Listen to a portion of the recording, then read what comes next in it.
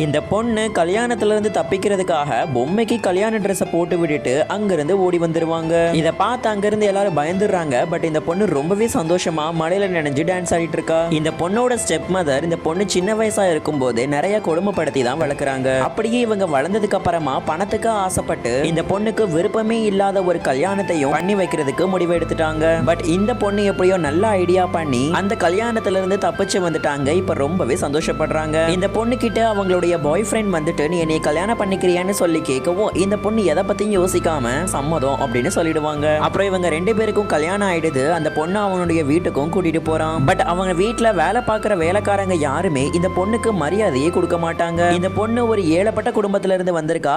அது மட்டும் இல்ல இந்த பொண்ணுக்கு அப்பா அம்மாவும் கிடையாதுன்னு சொல்லி இவளை கிண்டல் பண்ணி சிரிச்சிட்டு இருப்பாங்க. இந்த பொண்ணு அந்த மெய்ட கூப்பிட்டு எனக்கு ஆரஞ்சு ஜூஸ் வேணும்னு கேக்குறாங்க. பட் அவங்க அதுக்கு பதில வெறும் தண்ணியை புடிச்சு கொண்டு போய் கொடுக்குறாங்க. இதை பார்த்து கோவப்பட்ட இந்த பொண்ணு தண்ணி எடுத்து அந்த பொண்ணுடைய தலையிலேயே ஊத்திட்டா. பட் இன்னொரு பொண்ணு அங்க வந்து ஆரஞ்சு ஜூஸையும் கொடுத்துட்டு மேம் நீங்க ரொம்ப ஸ்ட்ரெஸ்ஸா இருக்கீங்கன்னா வாங்க ஒரு வாக் போலாம் அப்படின்னு சொல்லி கார்டனுக்கும் கூட்டிட்டு போறாங்க. இப்படி இவங்க பேசிக்கிட்டே கார்டன்ல போயிட்டு இருக்கும் போது எதிர்பாராத விதமா பின்னாடி இருந்து இந்த மேடு பொண்ணு அந்த பொண்ணை புடிச்சு உள்ள தள்ளி விட்டுருவாங்க. சடனா அங்க இருந்து ஒரு நாய்க்குட்டி வேகமா இவங்களை கடிக்கிறதுக்காக வந்துட்டு இருக்கு.